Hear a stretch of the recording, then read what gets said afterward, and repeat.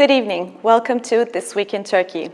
As the Syrian armed forces and Russia's attack in Idlib continue, thousands of people fleeing Idlib have pressed upon the Turkish border. Thousands of people shouting slogans against Turkey at the Bab al-Hawa gate are claiming that Turkey is supplying intelligence to Russia through its outposts. Turkish security forces at the border have intervened with pressurized water and gas bombs as the protests became more and more violent. We will keep you up to date as developments come in. 38-year-old Emine Bulut was stabbed to death in a cafe on August 18th by her former husband Fedai Varan in the central Anatolian city of Kırıkkale. Their 10-year-old daughter was present at the scene.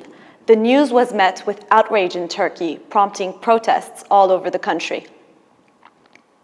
Bulut brought her daughter to a cafe to meet Varan, where he attacked her. Testifying in court, Varan said, "After she insulted me while talking about the custody of our child, I stabbed her with the knife I brought along. He then got into a taxi and fled the scene." Bulut later died in hospital. Varan was detained and shortly after arrested. Days after Emine Bulut was killed, the video featuring the murder has been shared on social media. While Emine Bulut was saying, "I don't want to die," her daughter was crying, "Mom, please don't die." The last words of Emine Bulut, "I don't want to die," has turned into a surging reaction against male violence and femicides on social media. The murder has generated outrage and a large response on the streets, where dozens of people are demanding justice for Bulut's killing. The outrage has prompted the Turkish government to respond. The ruling party has vowed to tackle violence against women and children. The Justice Minister Abdulhamit Gül tweeted that he was confident that Bulut's former husband would be given the punishment he deserves. A bill of indictment has been prepared by the Kırıkkale Chief Public Prosecutor's Office, charging Varan with monstrous, premeditated murder. According to the women's rights platform We Will Stop Feminicide, in the first 6 months of 2019, 214 women were killed by men, while 440 women were killed last year. That was up from 409 women in 2017 and 121 in 2011. While Turkey was one of the first signatories of the Istanbul Convention, the Council of Europe Convention on Preventing and Combating Violence Against Women and Domestic Violence, its most basic provisions have yet to be enacted due to pushback from conservative political and religious leaders who claim the convention harms family unity.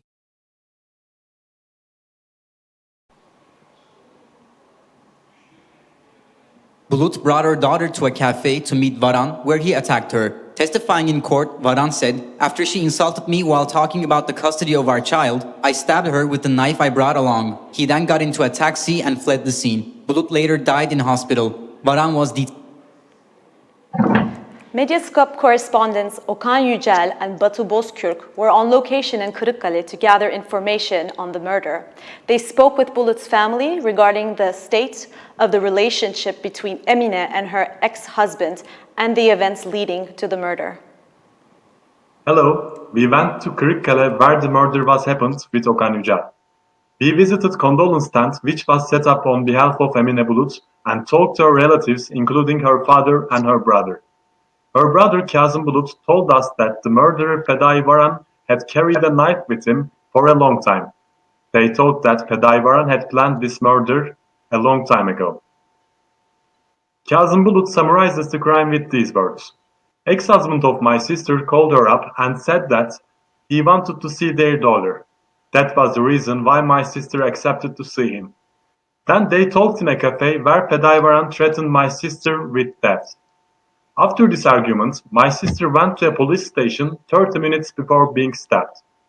After she left the police station with her daughter, they tried to use a public transportation vehicle. However, Fedai Varan followed them and forced my sister to speak with him again. Emine felt compelled to speak with him because she had worried about her daughter. Then they sat in a restaurant where this horrifying murder took place. For Kazım Bulut, even though Fedai Varan said in the police statement that Emine Bulut didn't show their daughter to him, Fedai Varan never cared about his child. As opposed to his statement, he saw his daughter once in 2 or 3 months, despite his right to see her once in a week. According to Kazım Bulut, Fedai Varan had contacted his sister several times before the homicide. However, she didn't inform his family about this situation due to her concerns about her family. Father of Emine Bulut, Ahmet Bulut, told us although they divorced 4 years ago, they had lived apart from each other for more than 10 years. Emine Bulut and her daughter had been living with Ahmet Bulut during this period. He says that while they were married, Fedayvaran was using violence. He was a gambler, alcoholic, and was using drugs. He also said that Fedayvaran called him up after the killing and threatened him with death on the telephone. Father was at the hospital while he received that phone call and immediately informed the police about the situation. Daughter of Emine Bulut lives with his family right now. Psychologists of the Ministry of Labor, Social Services and Family are visiting her periodically.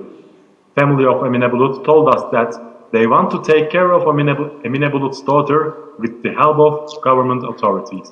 This is all from Kırıkkale. Academic Aslı Çarkoğlu from Kadir Has University is with us tonight to talk about the femicide crisis in Turkey and the Istanbul Convention. Good evening, Mrs. Çarkoğlu. Good evening. Thank you for joining us on This Week in Turkey. So it's barely been 10 days since the murder of Emine Bulut, and there has already been at least 2 media-sized cases of violence against women in Turkey. Hafize Kurban was stabbed in the middle of the street in Denizli in front of her child and is now fighting for her life. While in Antep, another woman who had just given birth was also stabbed and beaten by her husband because she asked for a divorce.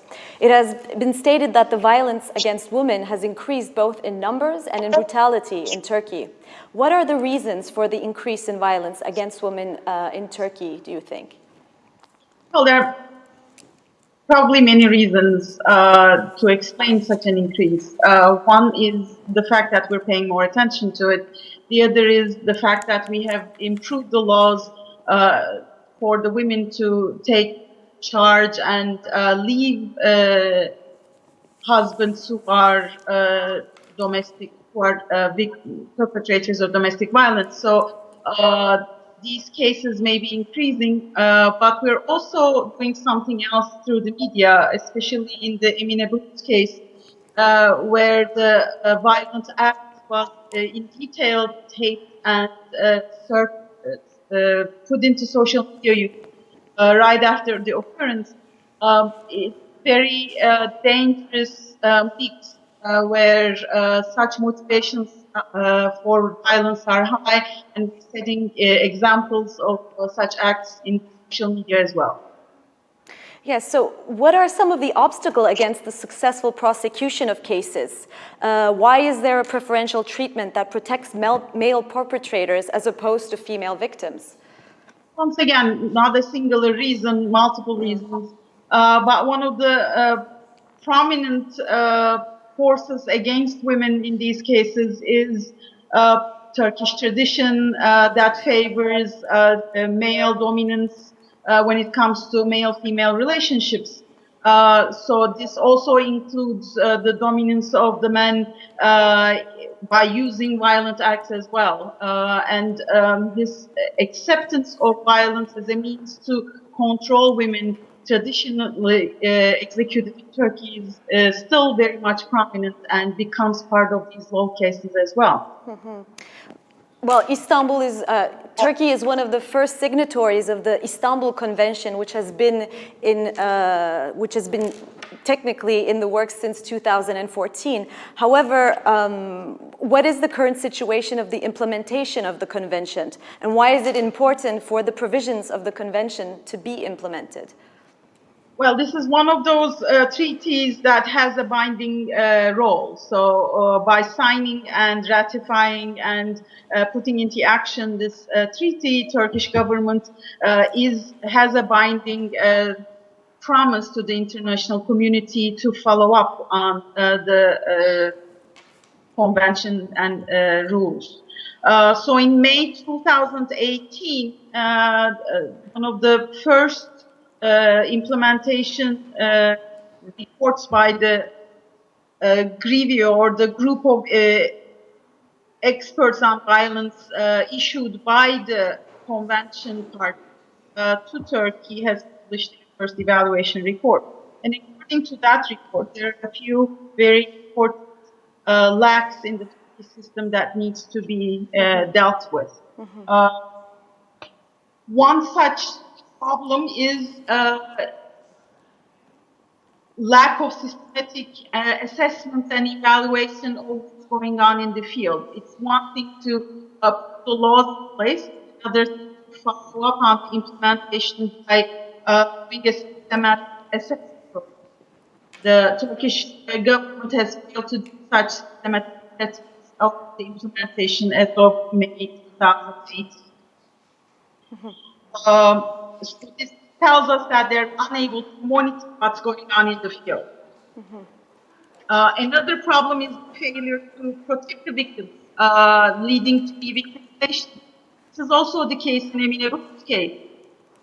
This failure to protect victims from, it seems like, the Turkish legal system's inability to assess risk and manage risk.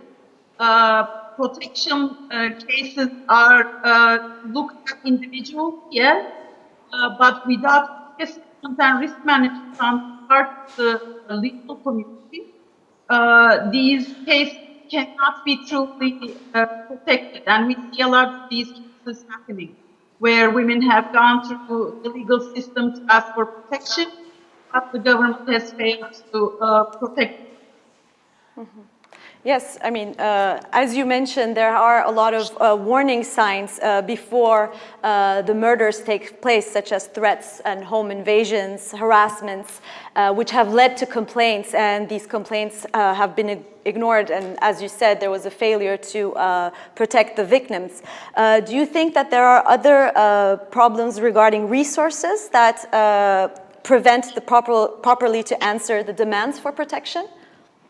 Well, one of the key things mentioned in this report, again, and we see examples of it in the cases as well, is to harness the help of the women's NGOs in Turkey in protecting the women and creating a culture of non-violence towards women.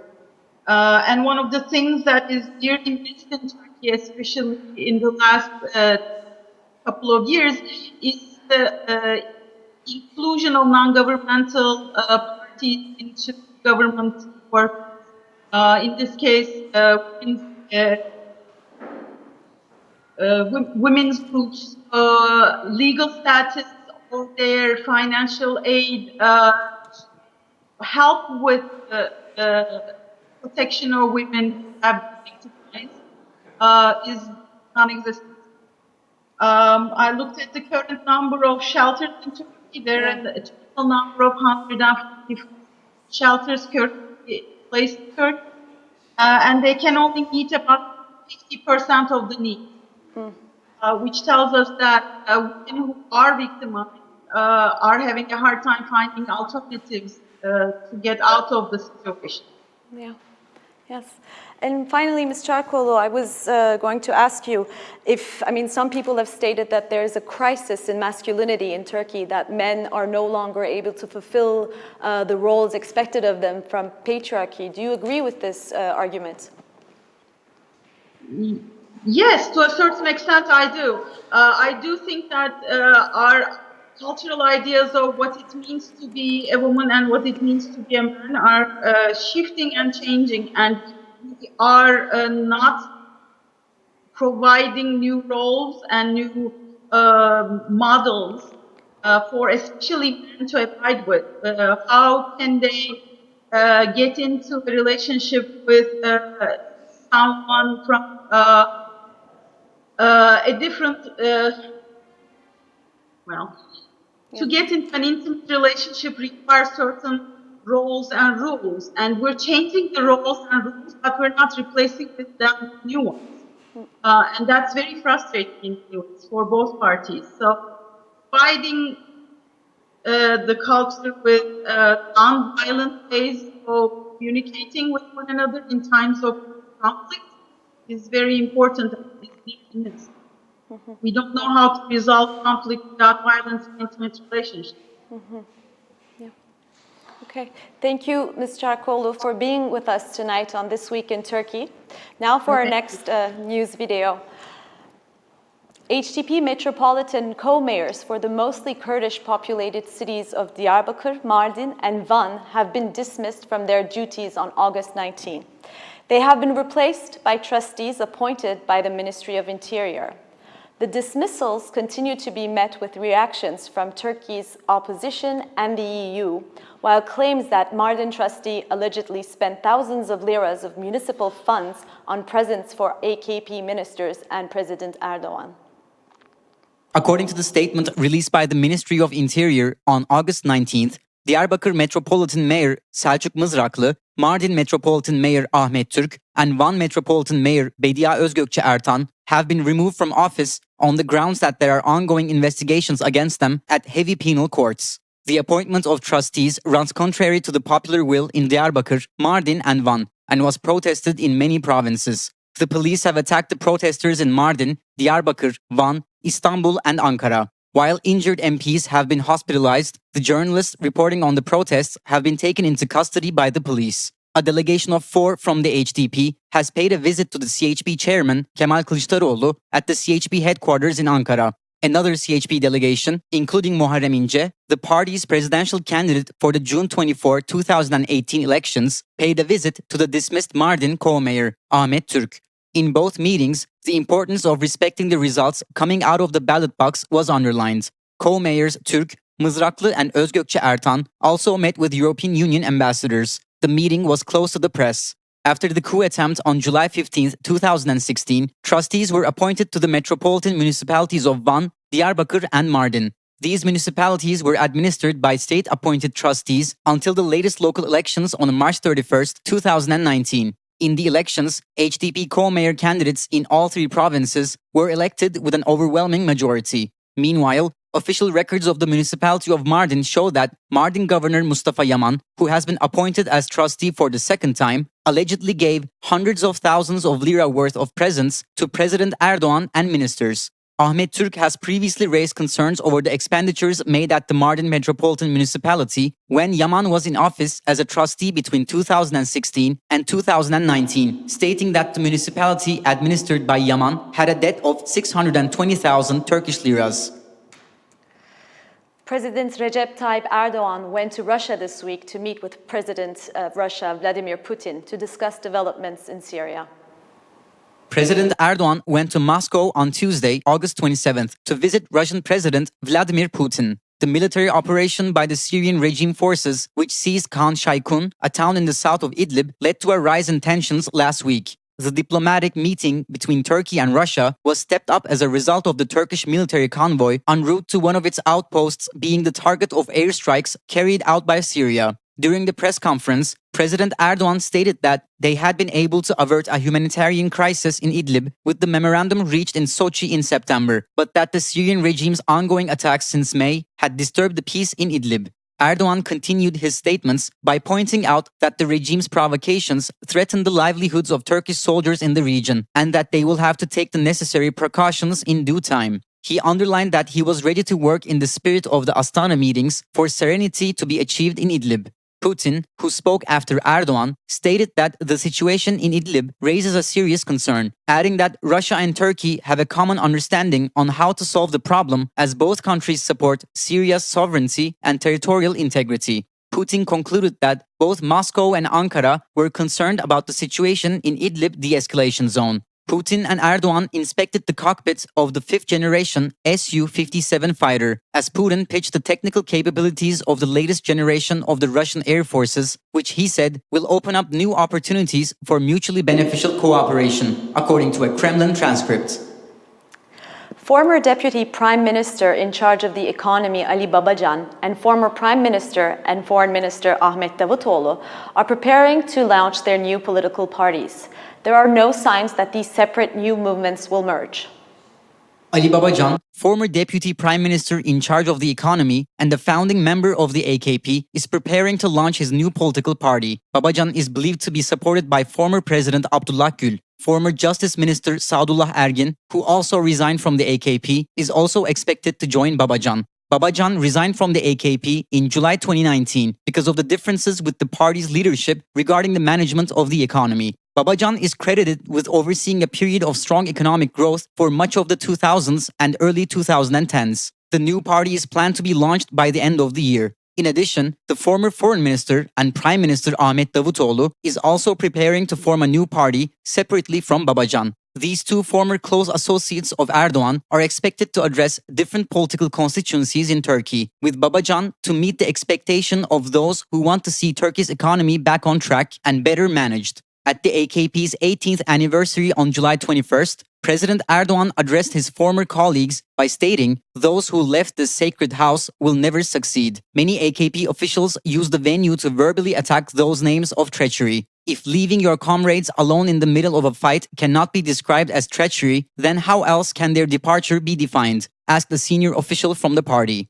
At a speech in Sakarya province, located on the Black Sea coast, Davutoğlu refuted the accusations of treachery and challenged the current AKP leadership. He said, "They called us traitors. They have defined our acts as treachery. Nobody can call any prime minister who has been elected to this ministry through the will of the people a traitor. There will never be a traitor prime minister in this country," he said. Davutoğlu further said that if the past is raked up about counterterrorism, several people cannot go out in public. The period between June 7th and November 1st, 2015 will be one of the most critical periods about which the history of the Republic of Turkey will be written one day in the future. However, he later went to clarify his remarks, explaining that his statement was not related to the bomb attacks at the time. Worldwide known economist Professor Darren A Jamal was the guest of Medyascope last week. He answered our questions regarding the current economic and political situation in Turkey. External factors have had effects on the Turkish economy, but internal factors are more responsible for the current economic situation, and it is grounded in the decline of institutions. If you look at the productivity growth of the Turkish economy between 2002 and 2006, this healthy and productive growth was fueled by the investments of the businessmen. Thanks to these investments and foreign capital flows, new and practicable technologies were deployed, and they all ceased after 2006. The reason of this is because improvements in political and economic institutions over this period reversed completely. Even though it did not seize the growth, it reduced the quality of economic growth.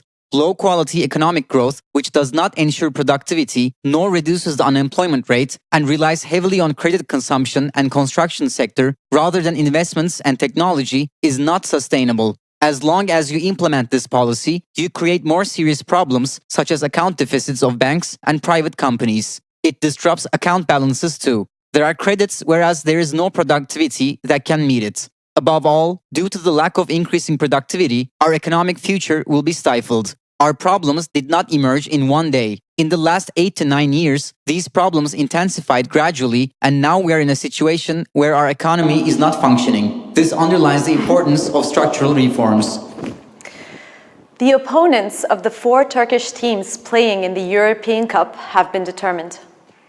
Galatasaray, the only team representing Turkey in the Champions League without a preliminary round, was matched up with Spain's Real Madrid, France's Paris Saint-Germain, and Belgium's Club Brugge in Group A.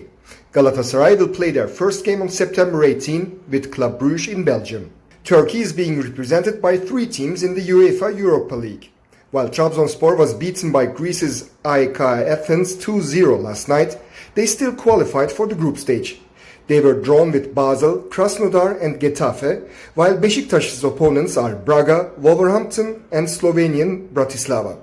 The third representative team, Başakşehir, will play with Roma, Mönchengladbach and Wolfsburg. That's all from This Week in Turkey. See you next Friday at 9 p.m. Ankara'dan merhaba. Bugün Adalet ve Kalkınma Partisi'nin... Ben öyle algıladım. Milletçi alkışlıyoruz. Başlıklı bir kampanya var.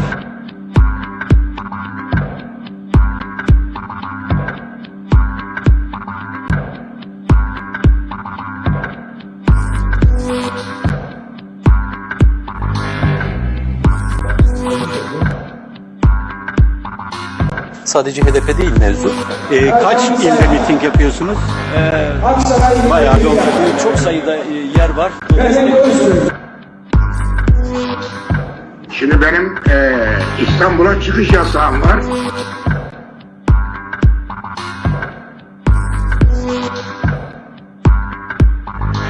Tabii ki yani sokaktan geçen herhangi birini çevirip ne düşünüyorsun deseniz.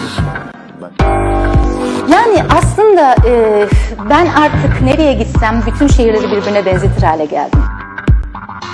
TÜSİAD üyelerinin verdiği yemekte kendisine iktidar arayan bir Recep Tayyip Erdoğan, sanıyorum ki asosyal yanı daha baskın. Ya da zaman zaman değişiyor aslında her insanda olduğu gibi. Bugün de zaten bence bunun hazırlığı yapılmaktadır.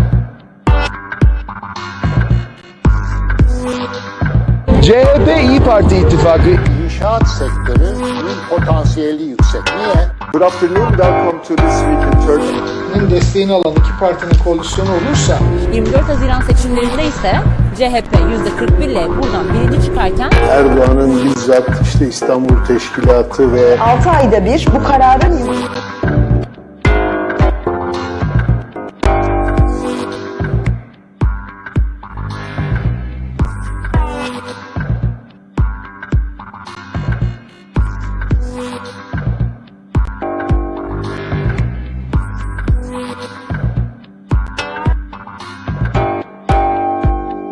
Evet, söyleyecekleri bu kadar. İyi günler.